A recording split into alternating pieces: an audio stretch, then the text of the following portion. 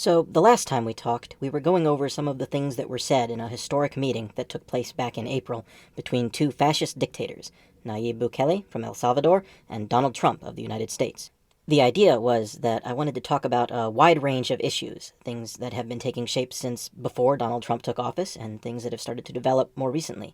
And there were a lot of things said in this meeting that either make reference to or foreshadow those topics that I wanted to talk about. So, using this meeting as a sort of jumping-off point, we are letting their conversation steer us, as it were, from one issue to another. In the last video, we mostly talked about immigration. Trump and Bukele started us off by making a number of demonstrably false assertions about things like border crossing numbers during the Biden presidency and correlations between increased immigrant populations and elevated levels of criminal activity, and generally posturing as if the two of them were some sort of champions of law and order.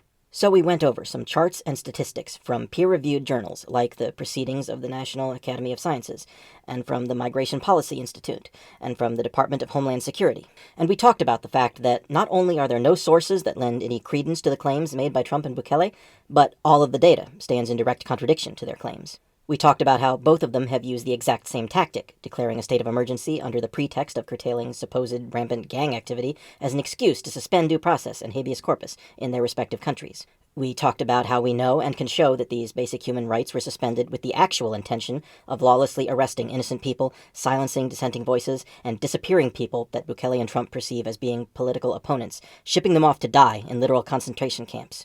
So that was what we talked about in the last video. Today, in keeping with the theme of this series, we are going to watch a bit more of this meeting of the two dictators, allow them to say something that is either appalling or just plain stupid, and we will just go from there. Yeah, please. Yeah, thank you, Mr. President. You repeatedly mentioned last night that Russia's attack on Ukraine was a mistake. What is the exact mistake? And have you given Putin a deadline to actually move toward a ceasefire? The mistake was letting the war happen. If Biden were competent, and if Zelensky were competent, and I don't know that he is. So Donald Trump wants to talk about Russia? Okay, fine, let's talk about Russia. It's a relevant enough topic because, while Nayib Bukele may have served as an important role model for Trump, Bukele is not the only dictator that Trump has formed weird, starry-eyed, emotionally dependent parasocial relationships with. Trump and his acolytes have a long history of idolizing and praising dictators and war criminals, as well as just speaking out against democracy in general. I've had a good relationship with Kim Jong-un, and I've gotten along with him really great. Now we have this great relationship, and we go back and forth, and then we fell in love, okay? No, really. He wrote me beautiful letters, and they're great letters. We fell in love. Vladimir Putin made some very nice statements. So Putin is now saying it's independent, a large section of Ukraine. I said, how smart is that? And he's going to go in and be a peacekeeper. That's the strongest peace force. We could use that on our southern border. That's the strongest peace force I've ever seen. There were more army tanks than I've ever seen. They're going to keep peace all right.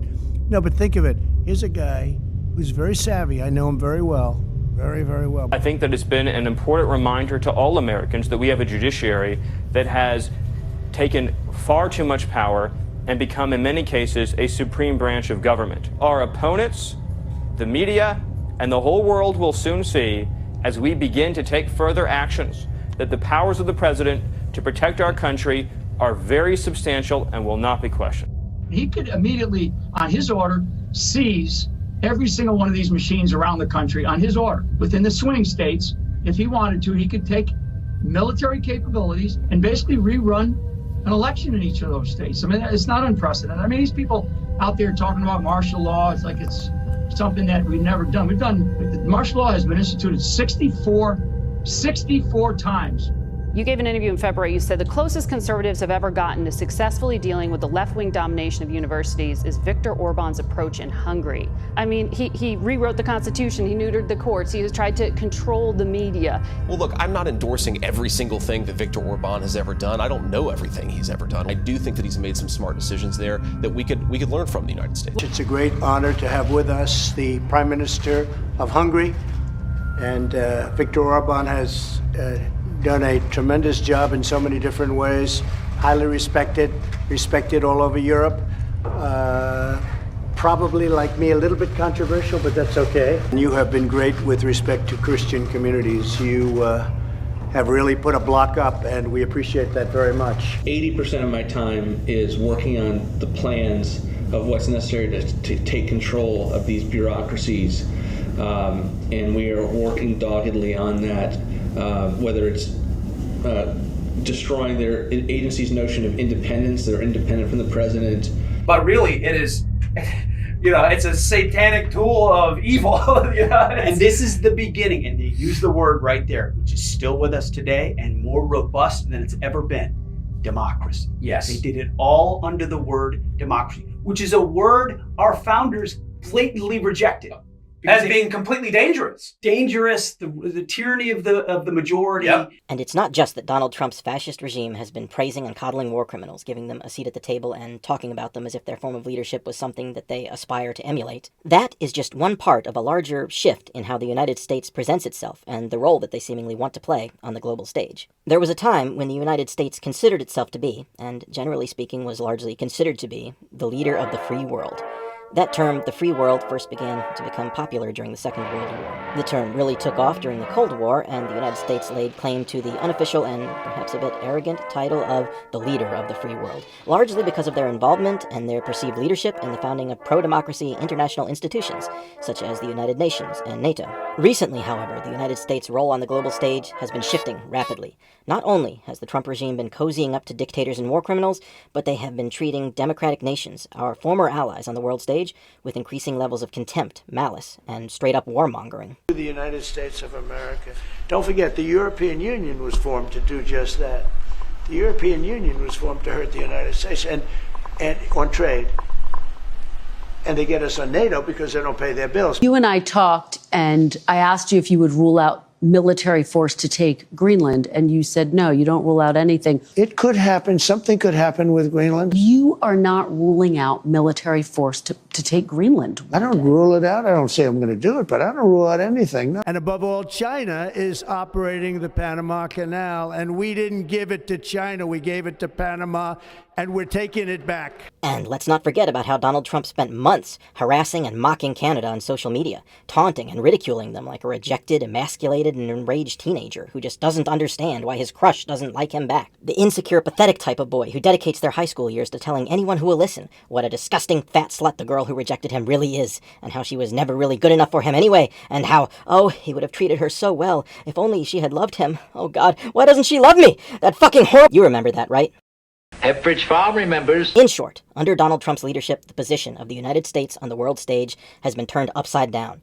The dictators and war criminals, the enemies of the so-called free world, who, not that long ago, had reason to fear the economic and military might of the United States, are now treated as respected colleagues and dear friends, and adored, inspiring role models. The free world, on the other hand, which once felt an increased level of security under the shadow of the wings of the eagle, are now met with taunts and mockery and threats of war and economic persecution, with the stated goal, in some cases, of annexation and the plundering of their natural resources. As a former young earth creationist Christian fundamentalist who has spent most of my life submerged in right-wing religious conspiracy theorist culture, as backwards and upside down as a lot of Trump's global policy may seem, a lot of this feels quite familiar to me. In religious right-wing circles, in the ones that I found myself in at any rate, there tends to be a lot of mistrust and contempt for the so-called free world, or really for global cooperation and goodwill in general. People in those right-wing religious circles are constantly waiting and watching for the beast or the Antichrist of the book of Revelation in the Bible. In that story, as a lot of modern-day Christians interpret it anyway,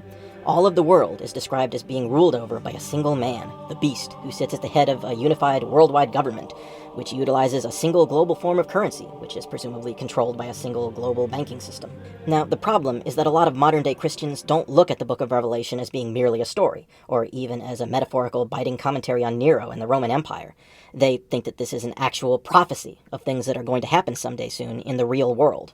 So when right-wing religious fundamentalists see democratic international institutions, like the EU and NATO and the United Nations, anything that is meant to enable cooperation or any amount of safety and well-being on a global scale, at best they see any such efforts as part of a doomed venture because, well, according to the book of Revelations, the world's gonna end in flames, isn't it? All this jazz about peace, security, cleaner water, and a better world for our children, we know that it's all going to go to shit, so why should we even bother trying to derail God's good and just plan? At worst, the fundamentalists see these international institutions as being the deliberate architects of the kingdom of the Antichrist, as knowing servants of Satan who are willfully paving the way for the beast, for the man of lawlessness, to rise to power. Something that you need to understand about being a young earth creationist fundamentalist Christian is that for you to be right, all of what we know to be true and can show to be true has to somehow be wrong. All of geology, all of astronomy, all of paleontology, all of history, and all of reality as we fucking know it has to somehow be a lie. How, you may ask, can this be?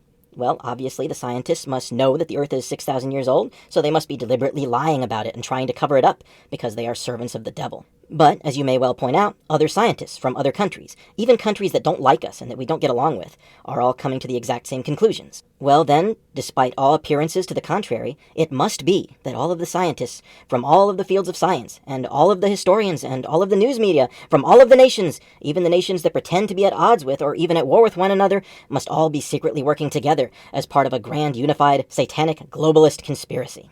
There's a very strong drift in the direction of globalization, of the ultimate centralization of control in the hands of unelected officials at supranational organizations. 7 altars. And on these 7 altars sacrifice 7 bulls and 7 rams. And so he does. Remember, on the peak of a mountain, it is a United Nations summit, literally.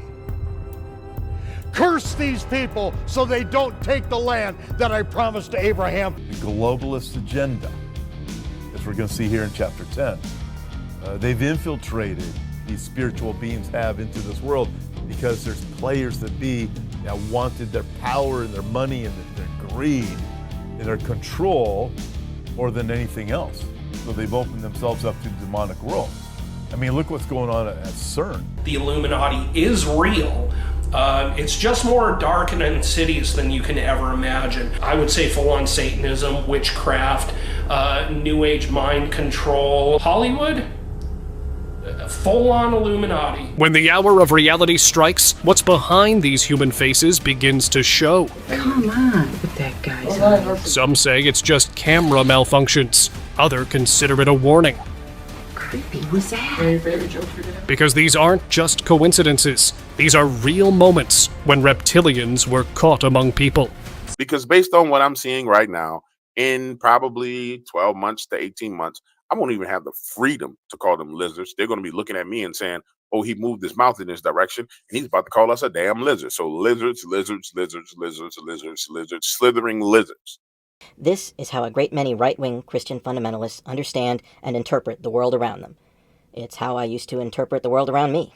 My faith compelled me to believe things that were not evidently true. So you're telling me that literally all of the science and all of the data contradicts virtually everything that the Bible has to say about history, cosmology, and the origins of life, the universe, and everything? They must all be in on it then! There must be some massive worldwide conspiracy designed to turn people away from the Lord. These wicked, wicked people are all deceiving people, holding them back from the salvation that comes through belief, and damning innocent people to hell. You say that literally no one at the United Nations or the European Union or NATO actually worships Satan or wants to dissolve all national borders and usher in a new satanic one-world government? Well, my Bible says that there is going to be a new satanic one-world government in the end times, and clearly we are in the end times. So these international alliances, they must actually be a part of some secret globalist cabal working together to bring about the kingdom of the Antichrist. You tell me that the data shows that we are on the cusp of a climate crisis?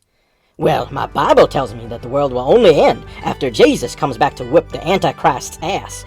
And we have already established that the satanic globalist puppet masters are wicked, wicked people whose mission it is to turn people's faith away from God and toward the power of man. So obviously climate change must be just another part of that lie. You tell me that the COVID-19 virus poses a genuine health hazard, particularly to the elderly and those with pre-existing health conditions, and that it might be a good thing if we took some of the most basic, minimalistic efforts to slightly curtail the spread of said virus? Well, obviously the globalists, the ones in the shadows who are actually running things, are all just working together to see which of us will fall into line and mask up, and which of us are free-thinking enough to pose a threat to the globalists when they finally start rolling tanks down the middle of our streets. I mean, come on, y'all. Did you even see the documentary that Stu Peters put together? Showing how the whole pandemic was orchestrated by a nefarious globalist cabal and how the COVID vaccine was a secret bioweapon designed to lower the human population? Yeah, Stu Peters might be a literal fucking Nazi who called for the end of democracy in the United States, but better to trust a Nazi than a shape-shifting, adrenochrome-slurping globalist, am I right?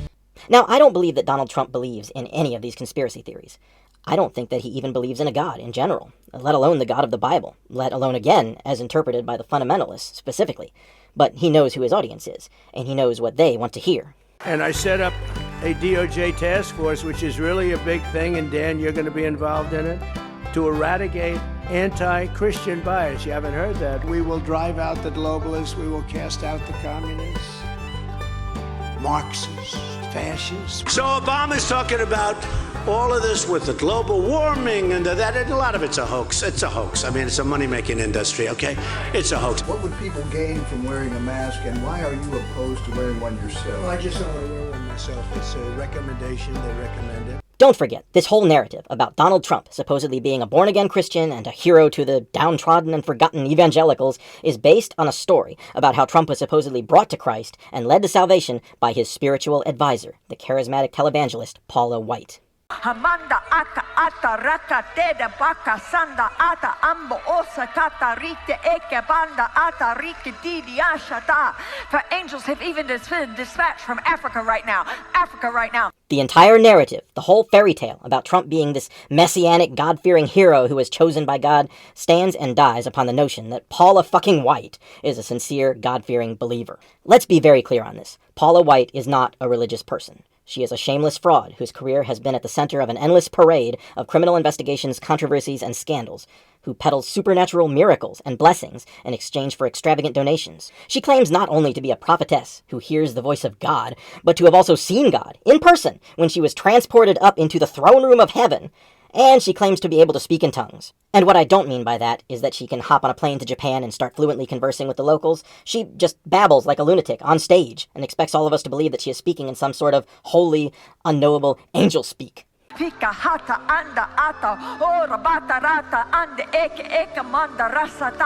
relationship between Donald Trump and Paula White is not a wholesome story about how a kind-hearted pastor led a lost soul to Christ. Their relationship is as transactional as it is corrupt. Paula White got to serve as an advisor to the President of the United States.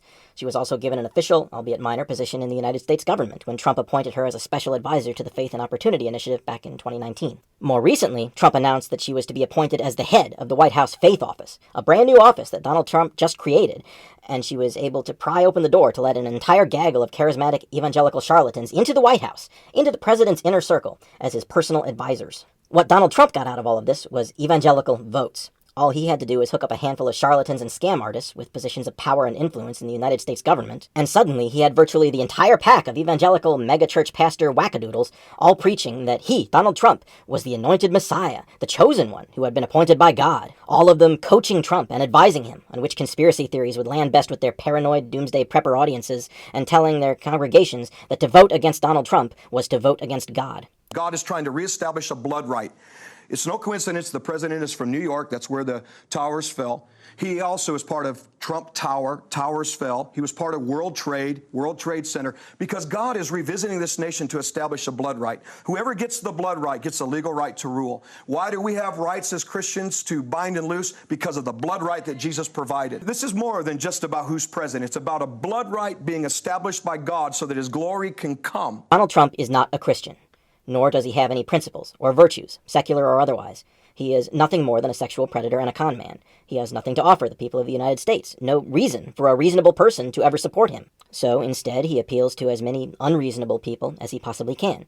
He chases after society's forgotten leftovers, the people who are too detached from reality to care about political issues that are based in reality. Are you a climate change denier? Well, Donald Trump is the candidate for you. The global warming and that, and a lot of it's a hoax. It's a hoax. Oh, you're a proud card-carrying member of the Ku Klux Klan, you say? Here you go. Have a slightly paraphrased quote from Adolf Hitler talking about how brown people are poisoning the bloodline of our glorious white nation. They're destroying the blood of our country. That's what they're doing. It's poisoning the blood of our country.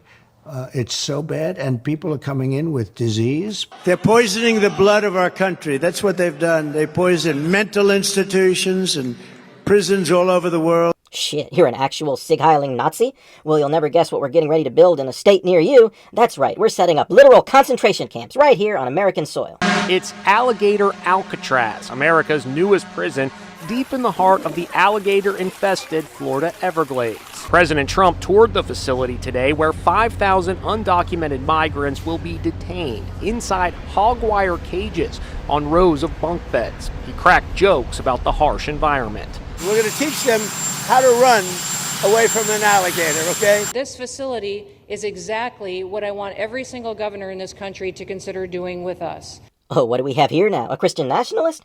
How about a nice side of teaching the religion of your choice in public schools without the consent of and in spite of the objections of the children's parents? In public schools around the country, authorities are stopping students and teachers from praying, sharing their faith, or following their religious beliefs.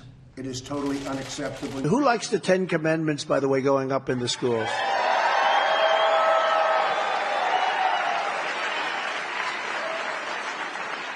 They think it's such a bad thing. I said, has anyone read the thou shalt not steal, I mean, has anybody read this incredible stuff? It's just incredible.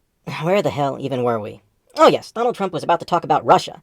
Well, we will have to listen to what he has to say about Russia another day. For now, I think this video is already quite long enough just talking about how backwards and upside down the world has become under the shadow of Donald Trump's regime. We live in a world where things that are evidently true are painted as being a part of an elaborate fiction perpetrated by some unseen cabal of globalist boogeymen, where claims that are evidently false are treated as if they were exclusive forbidden knowledge that up until recently were being deliberately covered up by secret societies. A world in which dictators are thought of as role models, in which democratic allies facing invasion from hostile forces are accused of being the invaders, where abiding by the Constitution makes you a dictator, and where being a sexual predator who ignores the rule of law and openly defies the courts makes you a God-ordained champion of law and order. It is beyond self-parody. As a United States citizen, I am insulted that Donald Trump thought that we, as a population, would be stupid enough to fall for his shtick. And I am no less embarrassed by the fact that we, as a population, did, in fact, fall for his shtick. Thanks for watching. Citations and additional information can be found in the pinned comment below. Until next time, peace.